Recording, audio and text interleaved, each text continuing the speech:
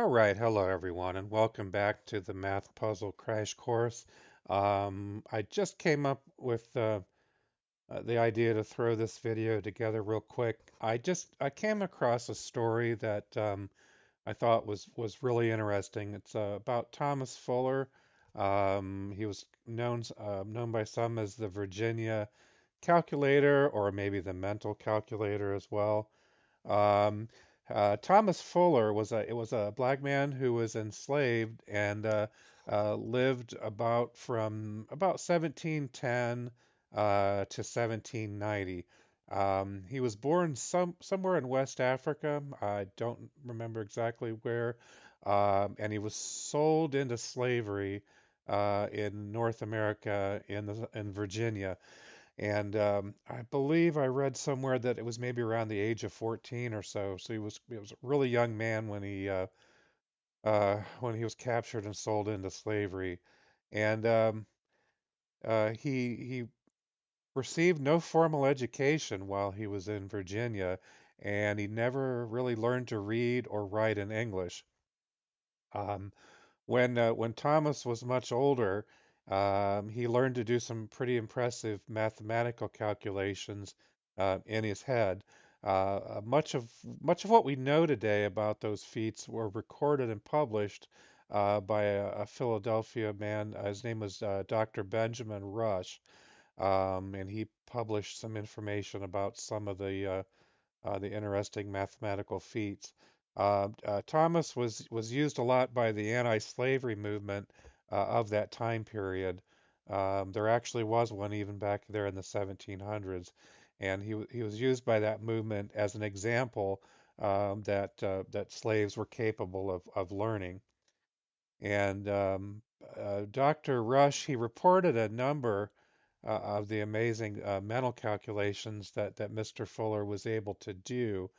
And one of these, which I thought was interesting, and apparently he did these like in a minute and a half to 2 minutes in his head, which is really incredible. But one of the problems he solved was to calculate how many seconds are in a year and a half. Um, I mean, if I approach something like that, I know that 1 minute equals 60 seconds. 1 hour is 60 minutes. So your 1 hour would be 60 seconds per minute times 60 minutes per hour. So you're going to come up with 3,600 seconds. So 3,600 seconds are in an hour. Well, we know that one day is made up of 24 hours. So you'd have to take 24 times 3,600, which would give you then one day is made up of 86,400 seconds. Well, a year is made up of 365 days, not counting any kind of leap year or anything, but 365 days. So then you're going to have 365 times 86,400.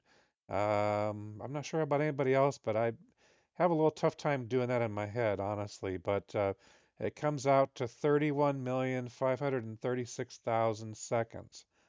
So then the number of seconds in a year and a half, well, you could take 1.5 years times, should have had a times symbol there, but times 31,536,000. Well, I'm sorry. In 1.5 years, you would have 31,536,000 seconds, plus another 31,536 seconds divided by two.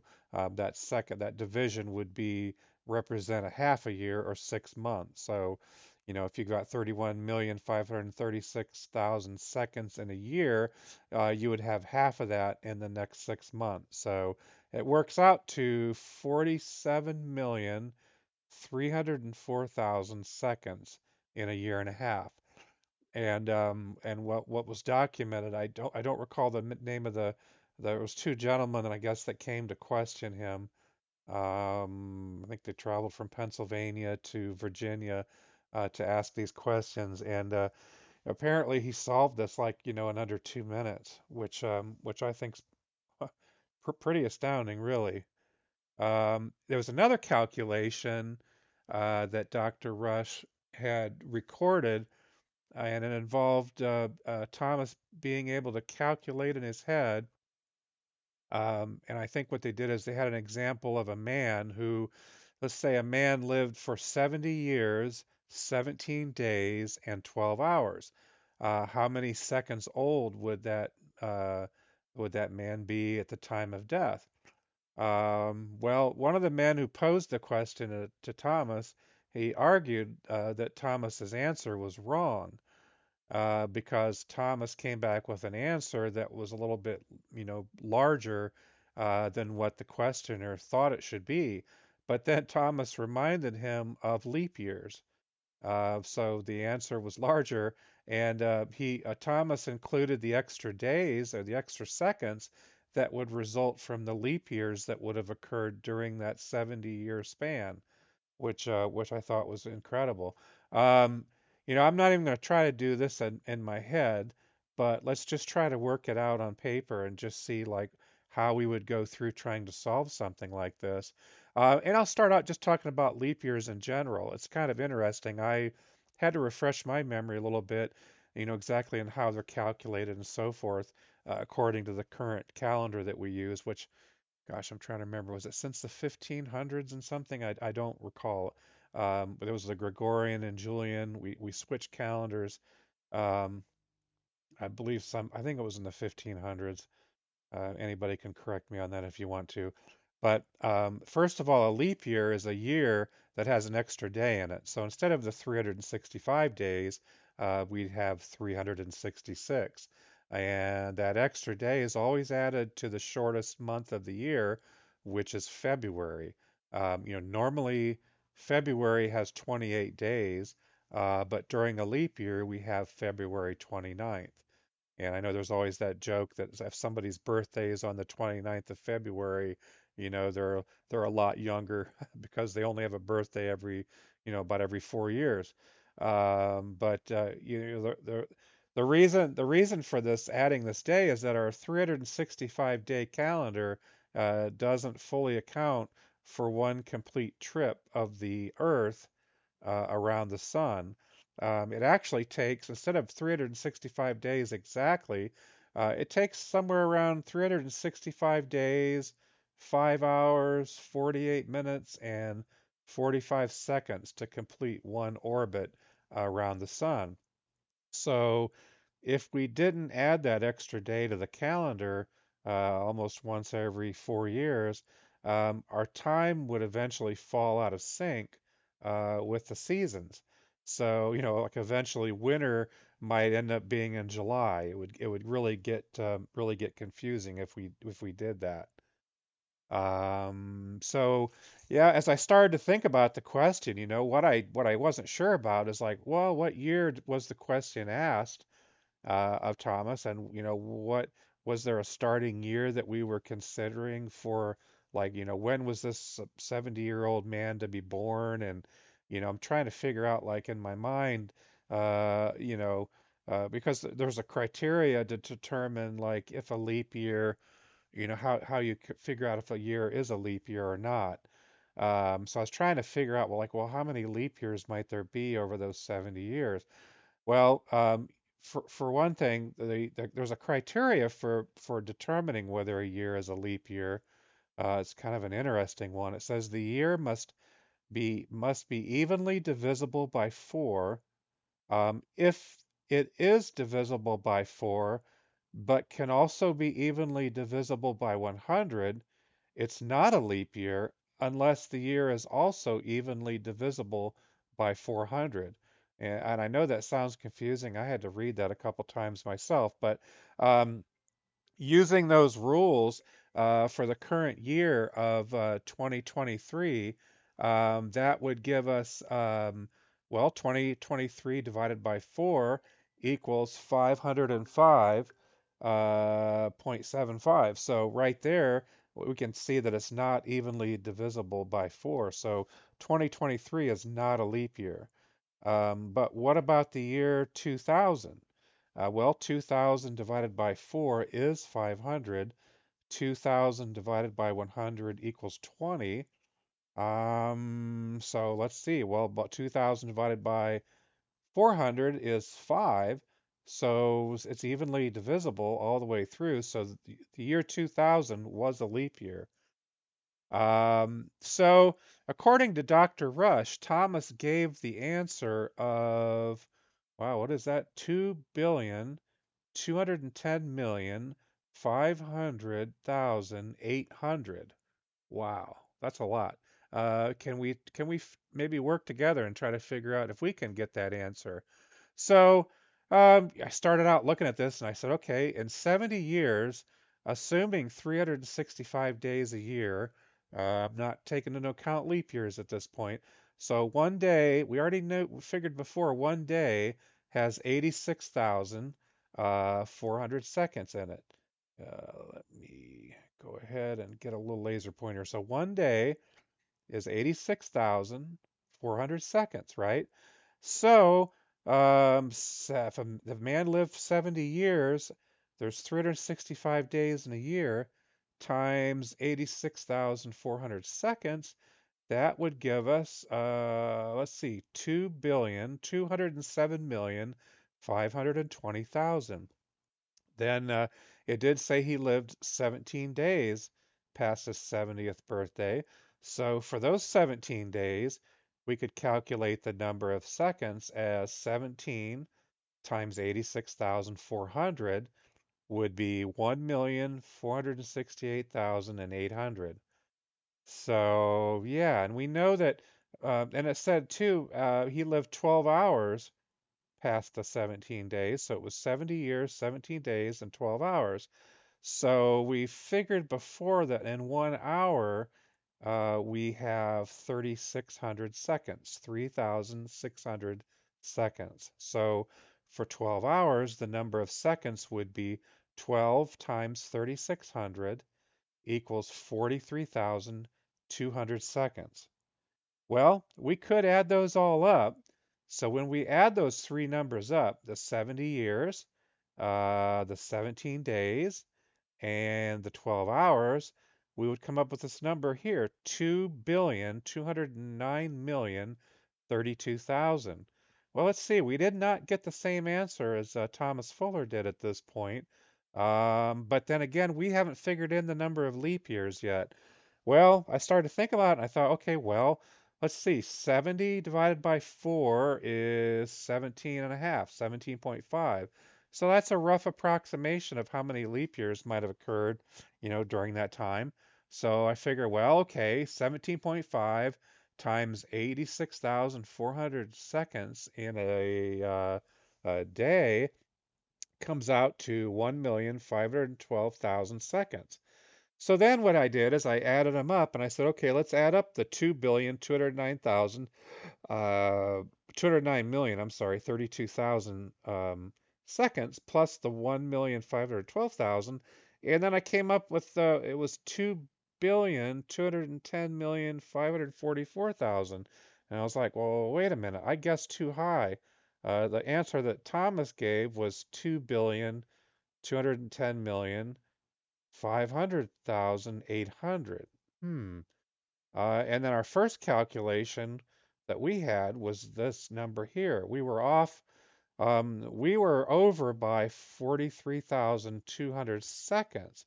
Oh, and so I started to think about it. I'm like, okay. I realized I used a 17.5 as my guess on the leap year days. And I guess I actually should have rounded downward, since there really is no such thing as like half a leap year. A better guess on my part would have been an estimate of 17 leap years during the lifespan of this 70-year-old person that we're using in this example. Um, so I looked at it again.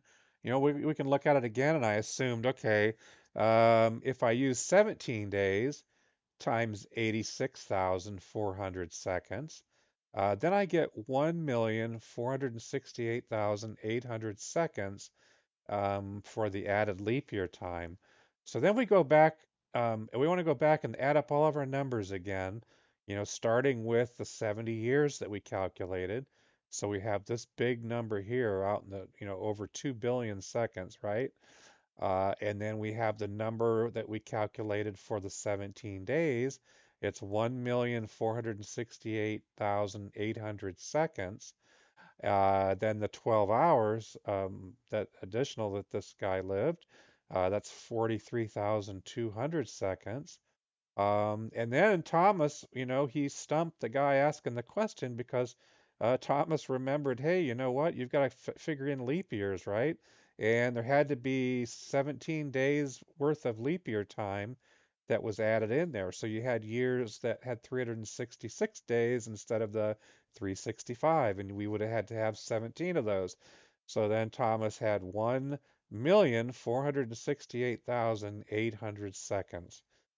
So the grand total here was 2,210,500,800.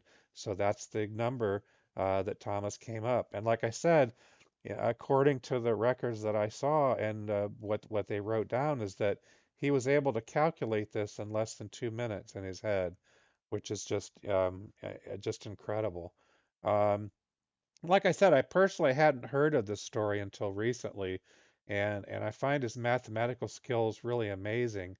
I know for me personally, I've always struggled performing calculations in my head, and I always write it out for myself. But it made me wonder too, like if he had maybe learned some of these skills when he was a very young man in West Africa, before the time he was sold into slavery. Slaves at the time were forbidden to learn to read or write. It was a forbidden thing. So it's possible he had developed some of these skills at a really young age. It's said, I think I read somewhere where it said that he explained a lot of his skills through, he, helped train those through experimentation, through different applications of counting. I think I read something like he was counting like hairs on a tail of an animal. I can't remember if it was a cow or a horse. I don't remember, but counting, multiplying, etc. While he worked as a slave on that farm in Virginia, which just to me is incredible. And he was actually considered illiterate because he couldn't read and write in English. But obviously, I don't know that you consider somebody illiterate with that kind of skill in mathematics. And I find that whole period of slavery very, bad, and it's for me, it's impossible to really fathom all of that. All the potentials that people had that never got realized, entire lives, from birth until death being in slavery and all the shattered lives. Yeah, it made me think too about a trip I took quite a few years back to the National Underground Railroad Freedom Center that's in Cincinnati, Ohio. That's quite an experience to go see. They've got quite a few displays there. I'm sure it's been updated since I've been there, maybe with some more things. But after I read that story about Thomas Fuller, it kind of reminded me of that visit there. And I would say, you know what, do yourself a favor and look up the story about Thomas Fuller. I plan to do some more research. I'd like to read a lot more about him because um, there's a lot of interesting uh, side stories about that as far as the anti-slavery movement at the time, and how he factored in with that.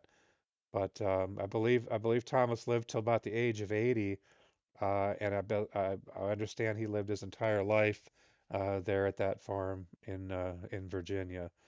But I just wanted to briefly cover this story. It was something that just kind of really hit me, and uh, like I said, I hadn't heard of this particular story before, and I just felt like I needed to help get that out there. And I'd like to do some more videos about some very interesting people in the field of mathematics. And I thought, well, here's a really good one to start with. So I hope you found that interesting. I hope it encourages you to look up some additional information, and I appreciate your time, and look forward to seeing you all in the next video. Thank you.